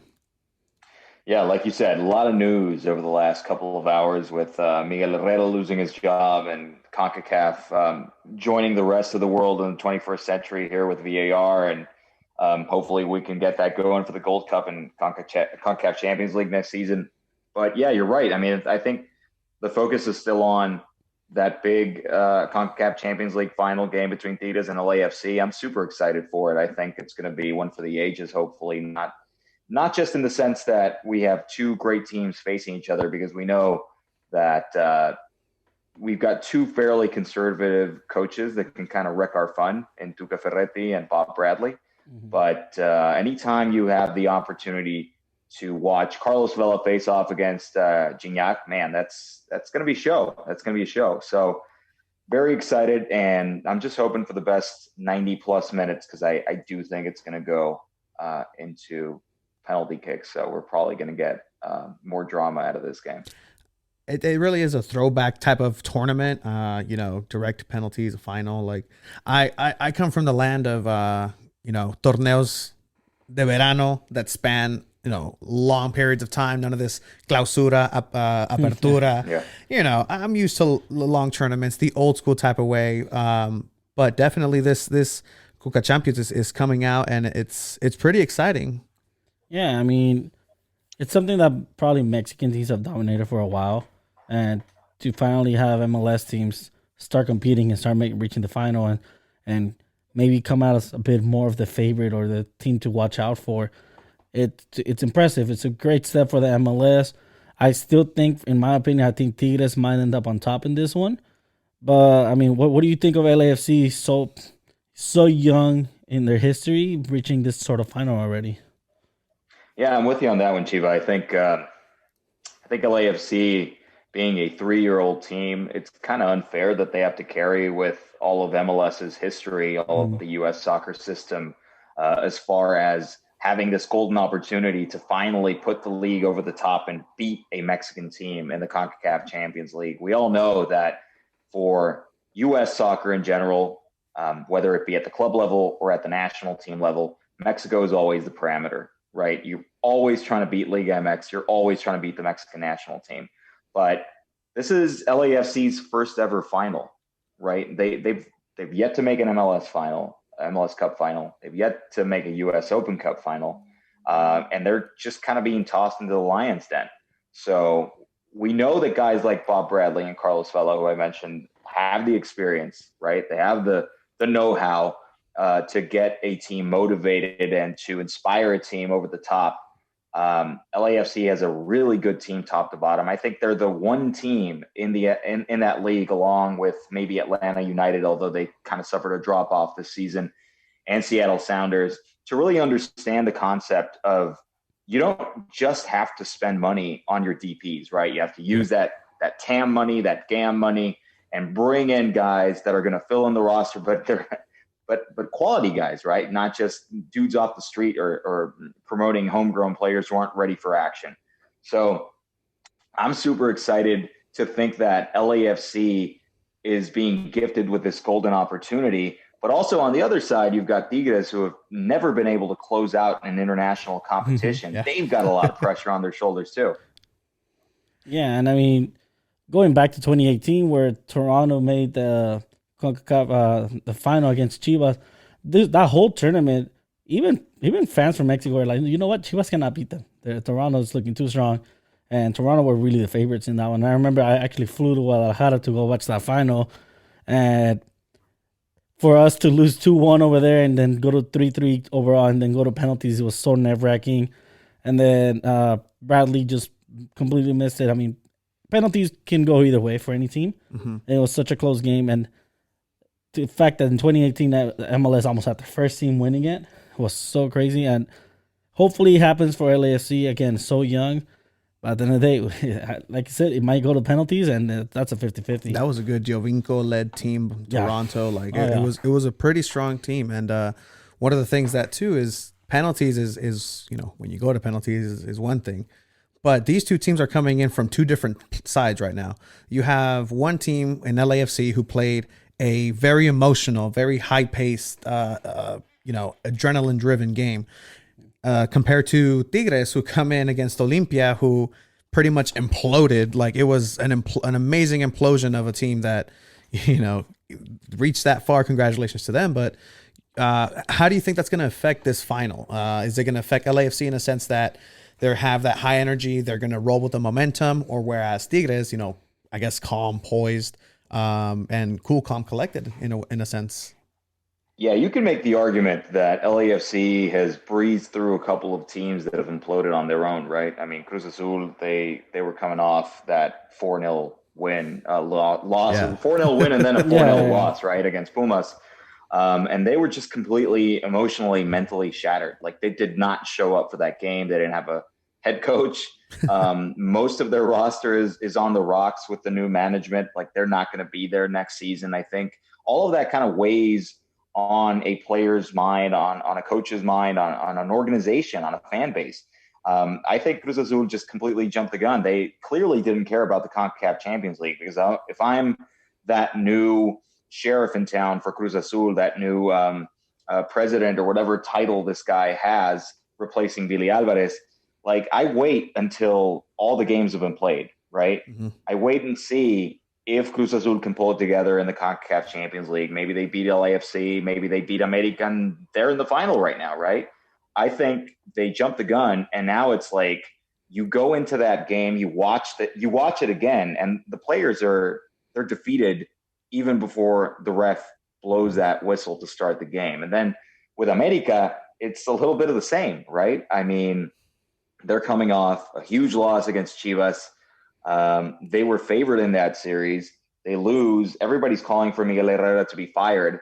And then they lose to Atlanta. That's a pretty bad Atlanta United team that they lost to be honest. I mean, I know that they had the series wrapped from the first leg, but you can't go out like that. I'm sorry. You can't just roll over and play for the overall result, right? So whenever you have a team that is struggling the way that America was struggling, and you face them, you put them up against a team that was rolling along like LAFC, you get the type of game that we had on Saturday night, right? I mean, even with all of the advantages that were gifted to America, the red card on Atuesta, the early goal, all of that stuff kind of vanished, rightly so, in the span of 60 seconds with Carlos Vela just kind of draining those two goals cool as you like. So I think LAFC, they're riding a momentum wave for sure, but you can't really tell me that they've beaten two teams that were 100%, right? Whether it's emotionally, mentally, or even on the pitch, like their level of play has been awful. That defensive unit that America rolled out, I mean, they deserve to get smoked, right? Oh, absolutely. They deserve to get smoked. You're playing with a couple of young guys back there. You're playing against the best player probably in CONCACAF, probably in this tournament itself, in Carlos Vela. You can't make those mistakes. So, I think that Tuca Ferretti and Bob Bradley, as I mentioned, those two guys will get their teams emotionally ready for this game. I think Tigres, they've kind of been there, done that, in the sense that they've been able to climb the mountain, but they just can't get to the top, right? So I think there's more pressure on their side, and it's going to be very interesting to see who comes out more nervous on Tuesday night, whether it's Tigres having all of those memories of losing the Libertadores final, losing the CONCACAF Champions League finals, or whether it's LAFC, with every single MLS fan. I don't care if you're a Galaxy fan. Like, I know a lot of Galaxy fans who are hoping that LAFC do it for MLS, right? So they've got like 30 fan bases on their back. I don't know who's going to be more pressured, to be honest with you guys. Honestly, I think the pressure's going to be on LAFC, with them being the new team. All of MLS is on their back. For Tigres, sadly, for a lot of Mexican fans, they don't care about this tournament, and it's a bit disappointing. You see the games in the quarterfinals, and before that, teams, they roll out their secondary teams. against other CONCACAF teams, and they still end up winning. But you would like for them to kind of take it more seriously, because at the end of the day, it does take you to a FIFA Club World Cup, and at the end of the day, yes, that could always just be for like the Champions League, and like Libertadores Champions League winner always usually takes it. Mm-hmm. But I mean, I really wish Mexico as a whole would take this tournament more seriously, just kind of like how they took Libertadores back when Mexican teams were able to be in there. Yeah, for sure. I mean, I think it's more or less. I think I used this line on the other podcast that I was on yesterday. It's not important until it is important, right? Mm-hmm. If your team isn't in it, then you don't care. But if you're a Chivas fan, if you're an America fan, if you're a Tigres fan, whatever, and suddenly you've got the chance to play against Real Madrid, Bayern Munich, Liverpool, Barcelona, all these teams that represent UEFA as UEFA Champions League winners, or you play against Boca Juniors or River Plate, Santos, all those teams, then it becomes a big deal because you have the opportunity to measure up against those teams, even if it is in a dinky little tournament like the Club World Cup. I really think that the idea to expand the Club World Cup is a good one. I just don't know if they're going to be able to execute it the way that they want to. Getting rid of the Confederations Cup, I think, was kind of silly in my mind. I mean, I would keep having the Mundial de Clubes as a Club World Cup every year, but I would just add more teams, right? I would have maybe 12, 16 teams, definitely add more UEFA teams, definitely add a couple more CONMEBOL teams, and maybe from CONCACAF to kind of give MLS teams an added incentive to keep reaching toward that final. Maybe have both finalists in automatically. Like, you're in the Club World Cup. Now it's just all about bragging rights as far as you winning the tournament. Because I know FIFA would love to have the U.S. as part of that global market that gets to have the opportunity. Like, imagine Carlos Vela, and we still might have that, right? But imagine Carlos Vela facing off against Bayern Munich. Like, that's huge. That's huge for MLS. That's huge for any American soccer fan. And, as a neutral in that regard, I would kind of like to see that too. I think it's going to be really interesting, whether it's Tigres, whether it's LAFC, to see if either of those teams can have a shot against a CONMEBOL team or a UEFA team. I always put prestige on that. When I first started playing soccer, it's like 25 years ago, my first team was Necaxa. And back in the day, Necaxa beat not Real Madrid, Manchester United in the Club World Cup. And to this day, look, I'm here talking about it so many years later. A Necaxa team with Alex Aguinaga, with Russo Peña, Sergio Almaguer. I think you weren't born nowhere near that time. It was in 2000. Okay, well, close enough. But it's one of those, maybe not the most prestigious teams, but people forget, like, Mexico en Liga MX, en el Campeonato Mexicano, hasn't always been as respected as it is right now. We were the little brother. We were the MLS at some point in the global scale, to where when a Mexican team goes and does something like that, it's impressive, it's important, you remember it. But yeah, I mean, I think this is a very important next game for LAFC and for the MLS in general. How close are they though? How close do you think MLS realistically is? And it's always the classic question, right? I think that they're closer than Mexicans would like to admit, but not as close as the MLS think they are, is what I think. What about you, Eric? Man, that's a perfect answer, Tony, in my mind, because it really does kind of encapsulate what both fan bases are at, where they're at mentally with that question. Mm-hmm. I don't think Mexican fans even like to talk about MLS, right? They're kind of forced into talking about MLS because when you've got two Mexican teams in a CONCACAF Champions League final like we had a year ago, then it's not an issue. Yeah. And it's just like they use the opportunity to kind of rag on their little brother and say, you guys keep saying, ya casi nos alcanzan, but look at us now. Like, we've got two teams back in the final. Like, we don't even care about you guys. When you've got a team like Toronto or LAFC or Real Salt Lake back in the day in the final, then you're forced to have that conversation a little bit. Mm-hmm. I think MLS is definitely a league that within its top tier of teams your Seattle Sounders, your Portland Timbers, your LAFCs. Those teams are very competitive, and if you toss them into a combined Liga MX MLS league, those guys are in the top tier. Like, I don't think any team in Mexico right now could confidently say that they could beat LAFC 6 times out of 10, right? Like, maybe Leon could do that. Maybe Tigres could do that. Maybe even Monterrey with the quality of players that they have on their team. Maybe America after a restructure. Who knows? But right now, LAFC is one of the top teams in the region. 100%. And Seattle Sounders, I would say, is one of the top teams in the region. Columbus Crew, I mean, they played a hell of a final. I think they're still a little bit ways off. If you were to combine all of the 48 teams that we've got for both leagues, I still think that you would have, like, in the top 20, just a vast majority of Liga MX teams, probably 15-5, something like that. So that kind of goes to show that as far as the leagues themselves, there's still quite a bit of distance where you could toss in a team that would finish 12th or 13th in Liga MX, and they would still have a pretty decent shot at making the playoffs in MLS, right? Yeah.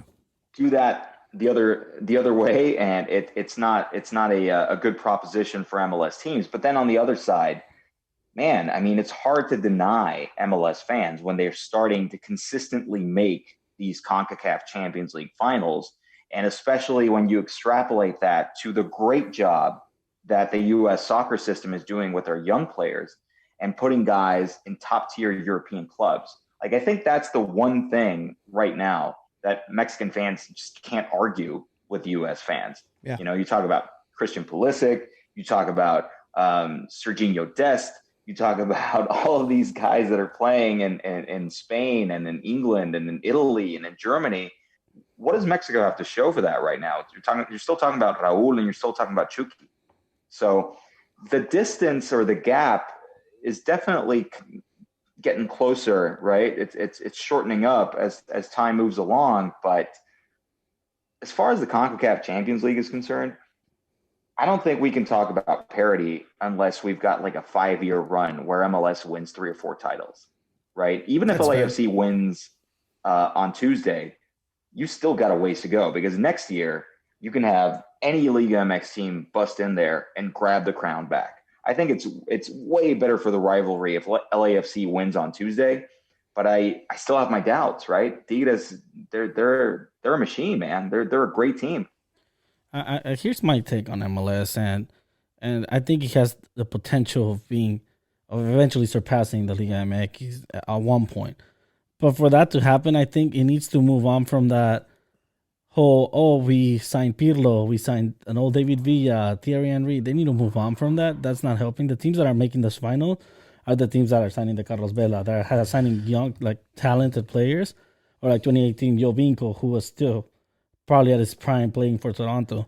They need to move on from those, like the old David Beckham. They need to leave that in the past and start signing the young talent that they have in their own backyard, honestly. So what does it say when exactly what you say is happening with Pizarro?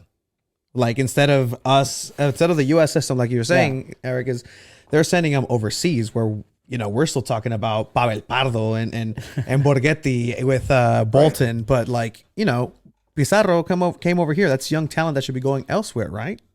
Well, I would have liked to see Rodolfo Pizarro play in Europe. I would have liked to see Alan Pulido go back to Europe. But those are still guys that are, I mean, Pizarro is 26 now?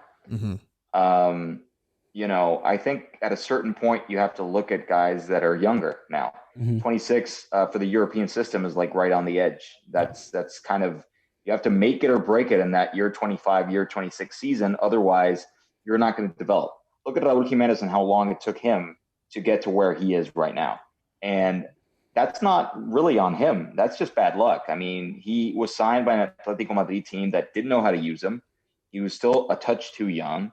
They sent him to Benfica, which was like the worst possible team to aid his development, because they had one striker that they preferred to have 34, 35, 36-year-old Jonas from Brazil manning that. And you can't really blame him because he was still producing, he was still scoring goals. But, you know, you would have Raul come in to these games 70th minute, 75th minute, 80th minute, and he'd still score. Yeah. So I don't know what they were doing, because they could have easily loaned him out. They could have easily sold him and made a profit. And when they finally decided to do that, Raul was 27. So he's been in England for the last 2 years, and he's finally showing what he can do, but he's not doing it for, I mean, everybody was excited about him potentially moving to Manchester United this summer. I mean, that's not even that big of a move at this point, right? He's 29. He's got to think, and that hurts me. I was a Manchester United fan when I was a kid. You know, you got to look at bigger opportunities at younger ages. I like Chucky at Napoli, but Chucky is also 25 now, and he's struggled. I mean, he struggled his first season there. He's kind of getting his bearings. Whereas you've got Pulisic at 22, completely killing it at Chelsea, and Dest starting at left back at Barcelona. You've got Americans breaking through, Chris Richards at Bayern Munich, who are the European champions. You've got Weston McKennie at Juventus. Weston is 22.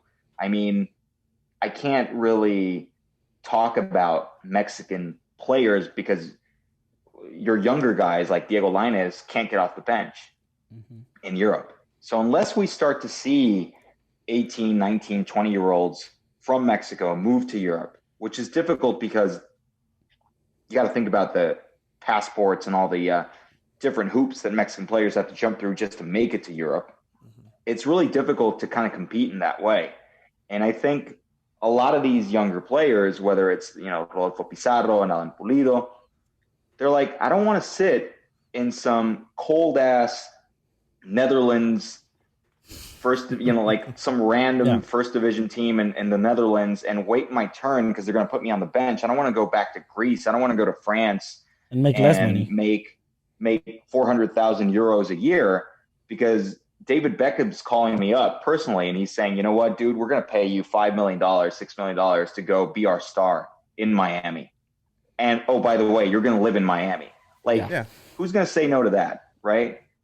I get it. I absolutely get it. We have to start looking at the U17s and the U20s as far as if you're a Mexico fan, to kind of see what you can get out of that group and that generation and what they can learn from the U.S. You can't worry about guys going to MLS in my mind. Oh, yeah, and I think the issue there is it's just how well structured the Mexican youth system is, that players are really comfortable staying there and teams want to keep their young, talented players on there. And they develop them by the time they're 21, 22. Maybe they get sold to Europe to start off on the bench. Whereas Pulisic, he started going to Dortmund and he was already 16, 17. Yeah. Like he's pretty much starting his career in Dortmund as compared to like, say, JJ Macías in Chivas and then playing León and then staying in Chivas, who was super hyped up about going to Europe and then had a pretty downfall of a season. So I agree with you. I think those players that you mentioned for the for the United States are really talented. The question becomes where they can play well together and still manage to compete against a well-established Mexican men's national team. They'll find a way. Like, anytime you've got guys playing for Juventus and Bayern Munich and all the clubs that we've mentioned, they're going to find a way, man, because they play against elite teams week in and week out. It's not the same. I don't care if Weston McKennie has to play against Hellas Verona. That's still better than playing against, Querétaro and Puebla. Yeah. Right. Oh, yeah. Like that's no disrespect to those two teams. Like, I just think that anytime you have an opportunity to develop in Europe, you're going to see better results. I mean, the perfect example for that is Carlos Vela. Yeah. Like that guy has never played in Mexico. He started his career in England. And he went to Spain on loan for a couple of years, and then he went back to Arsenal. Didn't really cut it at Arsenal, but once he landed at Real Sociedad, that dude was a star for that team and for that league for several years. And there are a lot of different things that should have gone differently for Vela in his career, and we'd be talking about a world star. And, that's not even mentioning what happened with the Mexican national team. But at the same time, when you have a very talented player move to Europe that young, 9 times out of 10, you're going to get results. Like Jonathan Dos Santos should honestly still be playing in Europe, right? Yeah. We saw a very, very sharp decline for Giovanni once he left Europe and went to MLS. You know, you're talking about JJ Macias. I mean, Chivas wanted $20 million for that guy. Mm-hmm. Who's going to pay $20 million for a guy that's never kicked a ball in Europe and is not Brazilian or is not Argentine? Like, you're not going to do that. So I think Mexican teams have to do their part too. And they have to sort of look at the Pachuca model of selling players, because they've done a really great job of doing business with European teams, where they'll go and they'll tell, I don't know, like a PSV and say, you know, we'll sell Chucky for $8 million, but we'll keep 20% of his rights. Mm-hmm. So when you sell him to Napoli for 40 million or whatever, I'm going to get another 8 million. Yep. And it's just a gift that keeps on giving, because they've got the FIFA formation rights and they've got like this 20% sell-on fee and all that. Mm-hmm. They're going to keep making money off of Chucky into that next transfer because of those formation rights. Chivas, like, they wanted those 20 million up front. It's like, it's not going to happen. They gambled and they lost. And you've got a couple of dudes from America who, same thing, right? Lainez and Edson Alvarez. Those dudes are on the bench. Nobody really knows what's going on with them. And it's just kind of a mess. So as far as the U.S. kind of getting those young players together into a core and getting them to play together, I wouldn't worry about Qatar. I wouldn't worry about 2022. They're going to be awesome 6 years from now. Yeah. The one that they're gonna do here in Las Americas, and you know, that's when I think the U.S. is really going to explode in soccer. Just they've had an opportunity. I think that the World Cup that they missed was a kick in the butt for exactly that. Like, look, you're not where you think you are. Do things correctly. They're really doing things as they should. As I wish the Mexican, youth system would do it. There's still a lot of pay to play over there. Still a lot of, as there is everywhere. But I think the U.S. has that edge on Mexico right now, and Mexican fans are just in denial, and it's going to hit them sooner than later. I feel like I'm in denial. Wouldn't we be talking about Ramoncito, Pablito, Juanito if they were playing in Juventus, if they were playing in Barcelona, otro Rafa Marquez? Like, no, like, it's not a conversation anymore. The U.S. is there right now, and what they're doing with it so far is rather impressive. Yeah, that is true.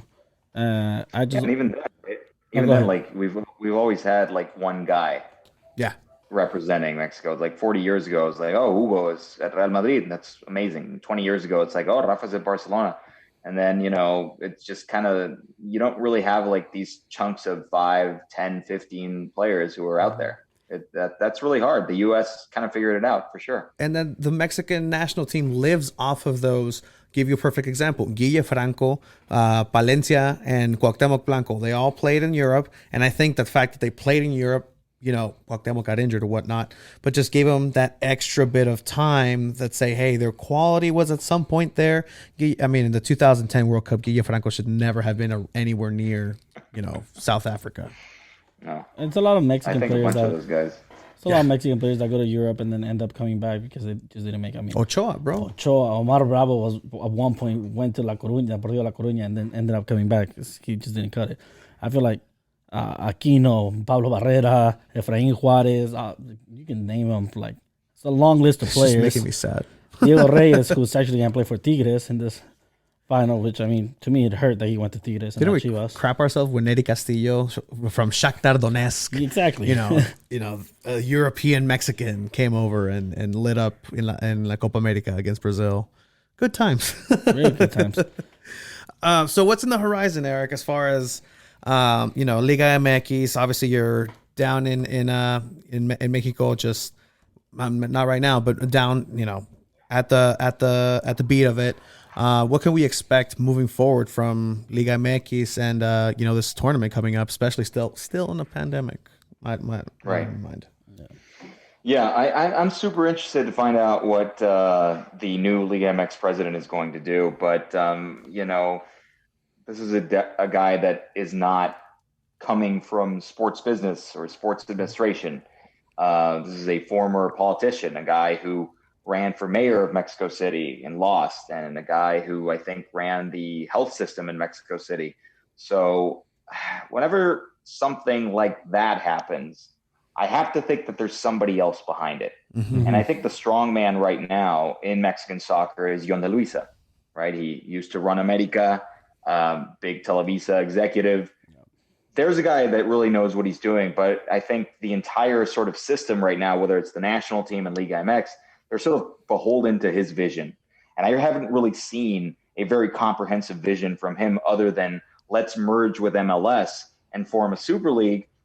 And now he's got like these weird working relationships with leagues around the world. I think he just signed one with Spain, and they're trying to do the same with the Premier League. I have no idea what that entails, because if you look at a sort of a working relationship or an agreement that's signed between Liga MX and La Liga in Spain, then me as a fan could get excited and think, well, that probably means that we're going to see more Mexican players move to that league. Are we though? Like, I have no idea how that's going to work.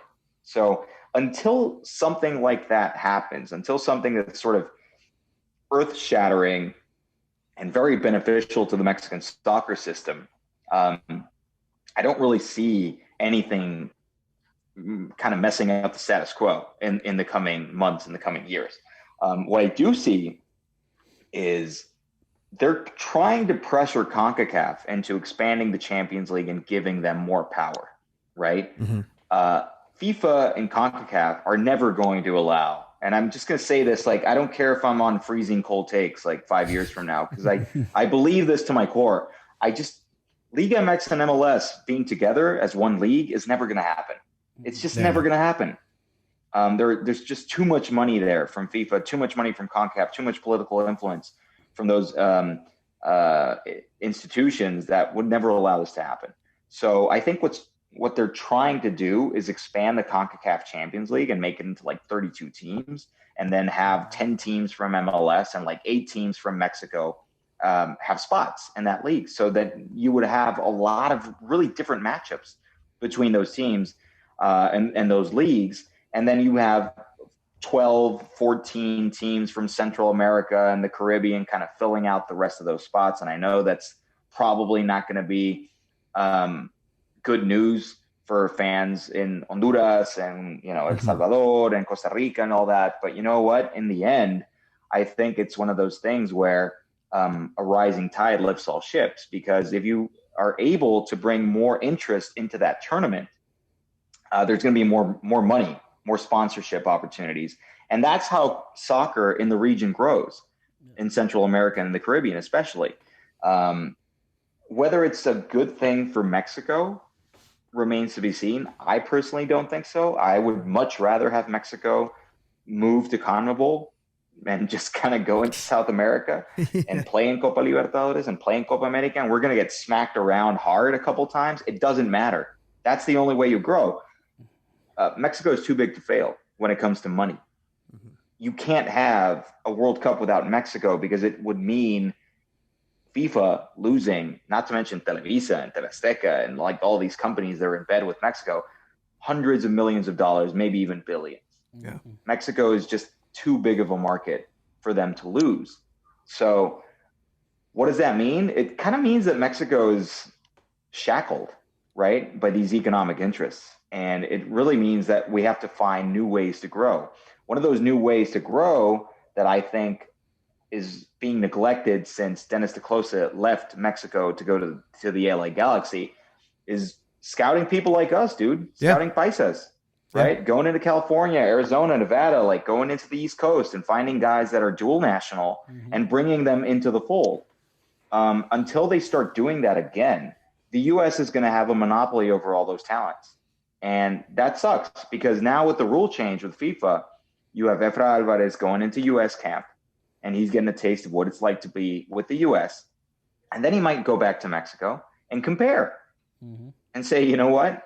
I kind of like it better with the U.S. They have a better future. I'm going to stay here. That's really, really frightening for Mexico and for the work that Dennis DeClosa and all of his scouts built through the 2010s. Like, they need to get back to that as soon as possible, and forget about whether they're trying to join MLS and like just forget about what the US is doing. Focus on your own stuff. Definitely. I completely agree with that. And you gotta, look out for numero uno. Like you said, competition begets, greatness in itself. And, you can't keep putting, like you said, the little brother down and expect to get better by doing that. You have to let him grow, and you got to let him compete against you. And sometimes you're going to get your ass kicked, and you hope, it's just going to make you better. And, Mexico has had that issue of siempre nosotros, it's us and screw everybody else. And that's, it's really catching up to them. Yeah, I think, yeah, man. I mean, first time my little brother, and I say my little brother, I use the term loosely because he's 6'1", I'm 5'11". First time he beat me one-on-one playing basketball, like I was out there for like 4 hours shooting jumpers, man, because I didn't want it to happen again. It did happen a lot of times over the course of the years, but that's how you get better. Like, I think in many respects, Mexico needs what the U.S. had happened to them in missing a World Cup, or they at least need to have an MLS team win the CONCACAF Champions League, or they have to have the humiliation of having the U.S. men's national team come into Azteca and kick their ass like 4-0 or something like that. Something like that needs to happen. Otherwise, they're just going to stay in that rut. Yeah, it's like one thing my friend once told me. He's from Honduras, and it always stuck to me. He told me, you know what, you Mexican fans think your team is way too good to what it actually is. And that made me realize, like, hey, man, you have a point. Like, he told me, you guys never reached that 5th game in the World Cup. You guys are always saying, yeah, we're going to win it. You're not close. And to me, that kind of opened my eyes up. It's like, you know what, like, something needs to change for Mexico.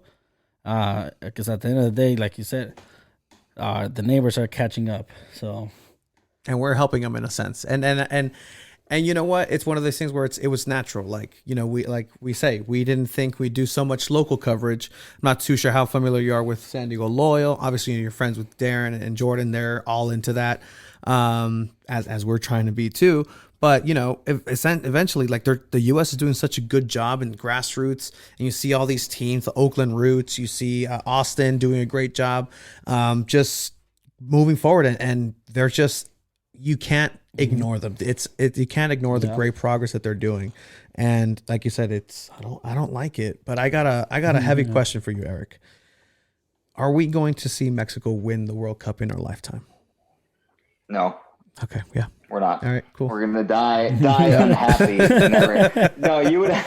No, well, there's always hope, but there's sort of a you need that vaunted golden generation, and if you're not working towards a golden generation, then you are probably not going to get it spontaneously.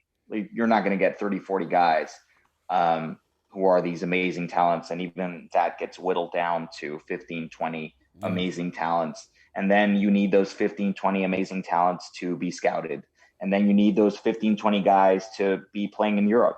And then you need those 15-20 guys never to get injured, right? Mm-hmm. And then you need those 15-20 guys to play different positions to cover the entire field and also play well together, as you mentioned, right? Mm-hmm. It's super, super hard to do that, because when you think about all the great teams, like, think about all the amazing players that France have, right? Yeah. That are just playing all across Europe.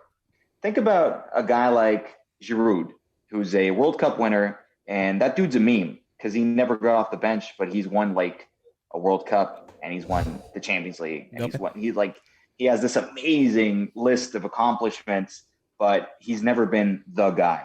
Think about Giroud if he were Mexican. That dude would be our number 9 right now. Yeah. Like, he would be our best player. All-time scorer. Hell yeah, man. I mean, think about, Gignac, there's a reason why Gignac loves Mexico so much. That dude's a god in Monterrey. Yeah. Because he's probably the best player that most of the fans there have ever seen. Yep. And Gignac is a guy that's 35 years old. He's a hell of a player. Think about him. He would probably still be our number. Like, he would probably, it would be Raul and then Gignac, right? Yeah. As our top strikers if he were Mexican. So that really puts things into perspective because Mexico always does more with less, in my mind. Yeah. We've always been able to cobble together decent World Cup teams, guys with garra y corazón and talent for sure, but not in the incredible amounts. Mexico always has trouble filling out 23 spots for a World Cup. There's never been a World Cup in my memory that the media have been like, you know what? We're going to have to leave some really good dudes out because we've got so much talent. That's never happened. Like, you're always looking at the bench going, man, who's going to be our striker off the bench? Who can come in and give us that extra punch? Like, there's been doubts about starters in the past. Mm-hmm. Yeah. Starters for the World Cup. Like, you can't have that. Look at Germany. Look at teams like Spain. Look at Brazil. Look at Argentina. They always have guys that are just kind of surplus to requirements, and they're going, they're arguing about 5 or 6 guys for one position. Mexico is like, ¿a quién naturalizamos? Antonio Who Nelson can we Ciña. find? Let's go, Ciña. Look at. Do you guys remember Raúl Bobadilla? I don't. I'll refresh you on Raúl Bobadilla. So 2010, Mexico is being, the FMF and the national team is being run by Nestor de la Torre.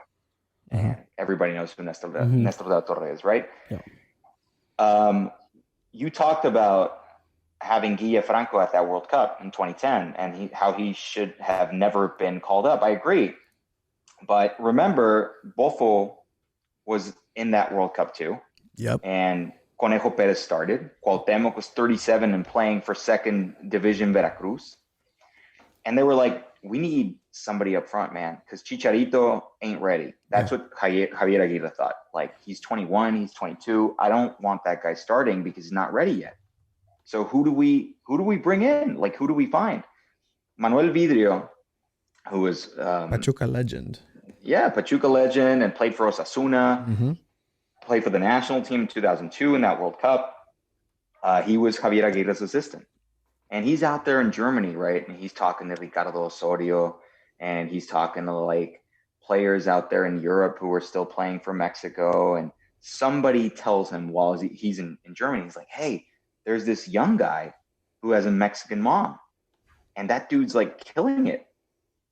And what's his name? It's like Raúl Bobadilla. So Mexico quietly starts to scout Raúl Bobadilla.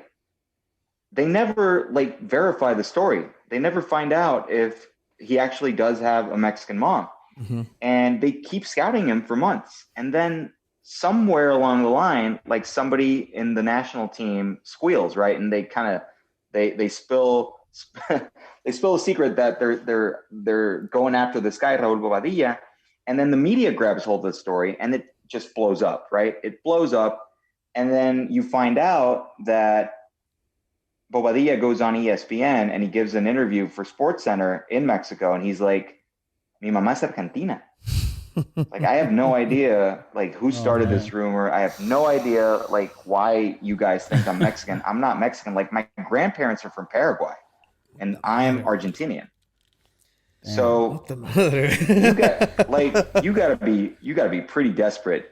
Like, that's embarrassing to have something like that happen to you in the 21st century. Like, those guys could have gone on Transfer Market and typed in his name and found out that he didn't have a Mexican mom, right? So that's what we're dealing with as far as the Mexican soccer system. We're not developing enough talent to be able to pick guys for a World Cup, for big international tournaments. Like, forget about, we're not even in Copa America anymore. But next year with the Gold Cup, you're going to see a huge disparity with those rosters, because the U.S. is going to call up most of their best guys. Mexico is going to call up their A squad. And it's probably going to be a very, very good, very entertaining final if both of those teams make it, because, Mexico is more experienced right now. The U.S., those guys are young, they're hungry. It's going to be fun, but it's also going to be very scary for Mexico, because if they don't win that game, then it's all downhill from there. And even if they do win that game, they're going to see that all of these young American players have them in their sights. Yeah. Right. So, I always use that Raúl Bobadilla example to say, look, man, Mexico, we live in a bubble as fans and as media. Like, we think that this team is like a un pasito. Yeah, we're a un pasito from the whole fucking house of cards crashing down. For sure. And hopefully, hopefully we're wrong. I mean, honestly, hopefully, you hope at some point Mexico does get it right, but it's been like this for a while. And even going back to Gignac, everybody was saying how Gignac was going to be the key for all these international players to finally come in. He was saying, come on down, guys. Like, Mexico's great. They love me. Mm-hmm. Who came over? Who really came over? Hello. Yeah. All the bad French guys that Tigres signed. That was about it. Yeah. And Jeremy Menez. Yeah. And so, they were all pretty terrible. Mm-hmm. Yeah. And it led to nowhere. But I think, this started Conca Champions and spun into a wonderful, wonderful tailspin into Mexican soccer and America soccer. It's fantastic. But tomorrow, Tigres, LAFC, Vela, Gignac. I mean, it's going to be a good one. How do you think these teams are going to eventually fare? And any surprises that you can see on the horizon, or is it just one team all the way?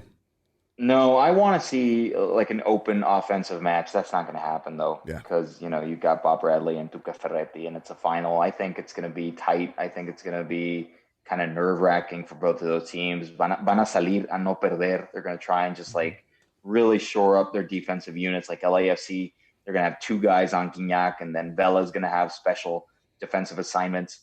I think you're going to have a 1-1 tie, and you're going to go into penalties. And I think in the end, like, Tigres' experience is going to win out, and they're going to win it from the penalty spot. But it's going to be another close call for Mexico, and like it'll be soon forgotten. Yeah. Like I said, part of me wishes that LAFC wins that game, just because it'll give Liga MX a little bit of a wake up call, and in the voices from fans, like, they'll be louder and saying, we don't want to join MLS. Like, you guys need to go somewhere else. Like, this is embarrassing for Mexican soccer. But Tigres is too good, like, top to bottom. I still think that they're going to pull it out. And arguably, you can say LAFC already, had a victory in this tournament with a great game against America. It's always great to kick America's ass if you're not an America fan, right? America fans have nightmares with Vela and Chicote right now.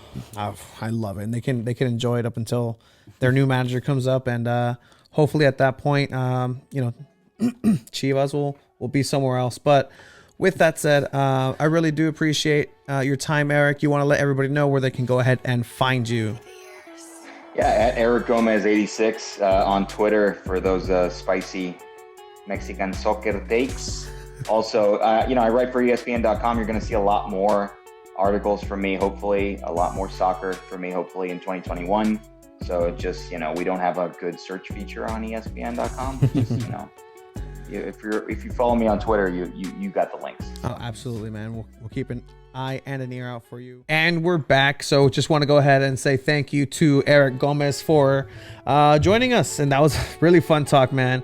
We want to give a shout out again to our sponsors, great sponsors. Pobrecito el Taco Se Vaquero broke his thumb. Yeah, man, that's crazy. But I mean, but still, he put a video saying something. Sorry if that salad wasn't that good. It was good. It was great. I had it the other day. Check it out. I went to get some food the other day, man. It was bomb. Still bomb. Check them out.